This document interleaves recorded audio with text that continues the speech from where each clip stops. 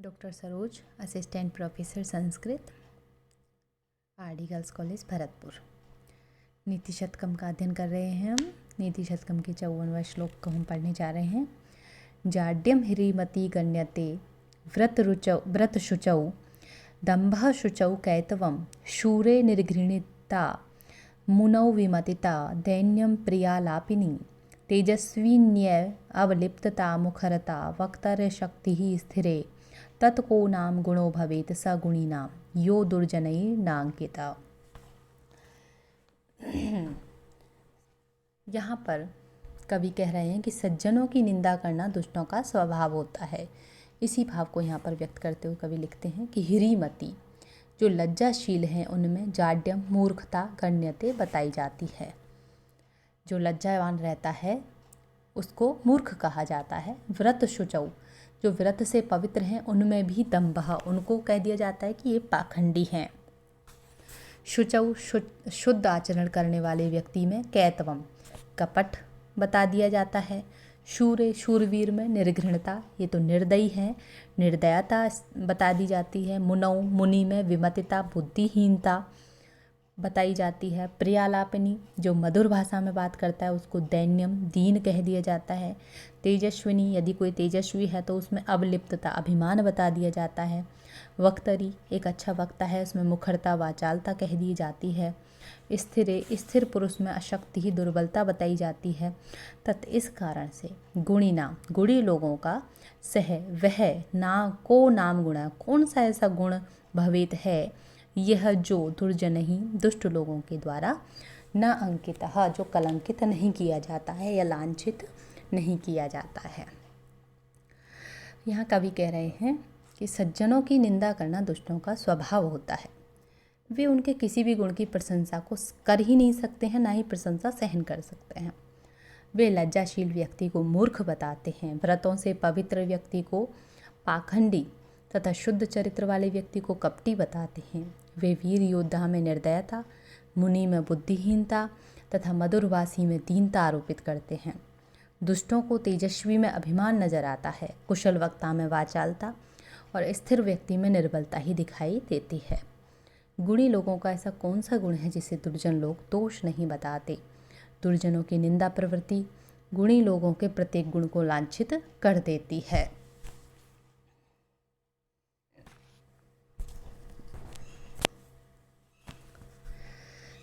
लोभश्चेद गुणेन किम पिशुनता यद्यस्ति किम पातकहि सत्यम चेत तपसा चा किम शुचिमनो यद्यस्ति तीर्थेन किम सौजन्यम यदि किम जनेन महिमा यद्यस्ति किम मंडनहि सद्विद्या यदि किम धनैरपि यशो यद्यस्ति किम मृत्युना।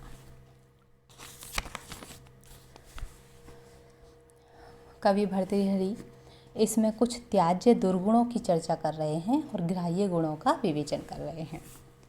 चेत यदि लोभ है तो अगुणेन किम अन्य किसी दुर्गुण की आवश्यकता नहीं है। पिशुनता यदि चुगलखोरी है तो पातकई किम अन्य किसी पाप की आवश्यकता नहीं है। सत्यम चेत यदि सत्यता है सच्चाई है तो तपसा किम किसी अन्य तपस्या की आवश्यकता नहीं है। तपस्या से क्या। यदि शुचि मन यदि पवित्र मन है तो तीर्थेन किम तीर्थ से क्या प्रयोजन है, कहीं तीर्थ जाने की ज़रूरत नहीं है। सौजन्यम यदि आप सज्जन है सुजनता है आपके अंदर तो जनेन परिजनों से किम क्या प्रयोजन है। महिमा प्रसिद्धि है तो मंडनई किम तो आभूषणों की आवश्यकता नहीं है। सद्विद्या यदि अच्छी विद्या है ज्ञान है तो धनई किम तो धन संपत्तियों से क्या। अपयश और यदि अपयश है बदनामी है तो मृत्युना किम तो मृत्यु से क्या प्रयोजन है। तो यहाँ प्रस्तुत पद्य में महाकवि कह रहे हैं कि लोभ एवं चुगलखोरी जैसे त्याज्य दुर्गुणों के बारे में बताते हुए बताते हैं कि लोभ सबसे बड़ा दुर्गुण है, चुगलखोरी से बढ़कर कोई पाप नहीं। सद्गुणों की चर्चा करते हुए कवि कहते हैं कि सत्य से बढ़कर कोई तप नहीं। यदि हमारा मन पवित्र है तो तीर्थ सेवन की आवश्यकता नहीं।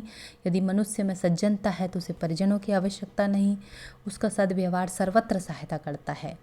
यदि सद्गुणों से मनुष्य की ख्याति है तो उसे बाहरी अलंकरणों से स्वयं को सजाने की ज़रूरत नहीं है। यदि किसी के पास विद्या रूपी धन है तो अन्य धनों से उसको क्या करना है, विद्या सबसे बड़ा धन होती है। तत्पश्चात अपकीर्ति से बचने की सलाह देते हुए कवि कहते हैं कि अपकीर्ति तो मृत्यु से भी बढ़कर पीड़ादायक होती है।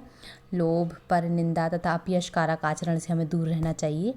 सत्य, मन की पवित्रता, भलमनसा है, प्रसिद्धि, पद, सत्कर्म तथा सत्विद्या की प्राप्ति के लिए सभी को प्रयत्न करना चाहिए।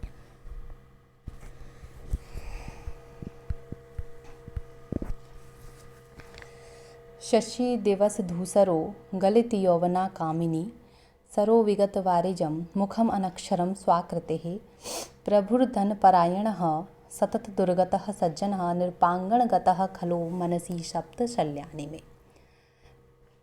इस श्लोक में कुछ खटकने वाली शोभाहीन वस्तुओं की यहाँ पर चर्चा कर रहे हैं कवि।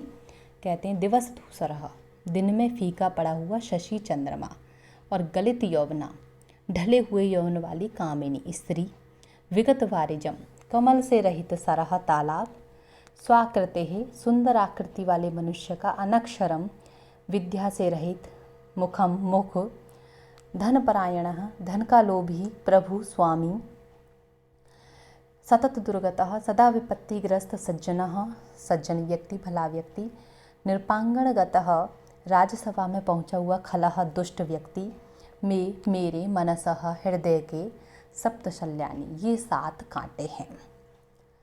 यहाँ कवि आत्म अनुभव के माध्यम से 7 शोभाहीन वस्तुओं की चर्चा कर रहे हैं जो सभी संवेदनशील लोगों को खटकती हैं। पूर्ण प्रकाशवान चंद्रमा तथा खिले हुए कमलों से भरा हुआ सरोवर सभी के हृदयों को आह्लादकारी लगता है, आनंदकारी लगता है, किंतु दिन में फीके हुए पड़ा हुआ चंद्रमा और कमल शून्य सरोवर की श्रीहीनता सभी को खटकती है। प्रकृति की तरह मनुष्य की भी कुछ स्थितियां हैं जो सहृदय व्यक्ति के हृदय में चुभती हैं। यौवन के ढल जाने पर नारी के सौंदर्य में कमी आ जाती है, उसका श्रीहीन रूप दृष्टा को अखड़ता है। इसी प्रकार सुंदर व्यक्ति का विद्याहीन मुख, धन लोलुप स्वामी तथा सदैव कष्ट पाने वाला सज्जन भी सहृदय दृष्टा के हृदय में चुभन पैदा करते हैं। दुष्ट व्यक्ति को राजसभा में सम्मान पाना भी अखरने वाली स्थिति होती है। राजसभा में सज्जनों को ही स्थान मिलना चाहिए। कवि कहना चाहते हैं कि संसार में कुछ अप्रिय दृश्य और परिस्थितियाँ भी दिखाई देती हैं जो हमारे हृदय में कांटे की तरह चुभती हैं और कष्ट देती हैं।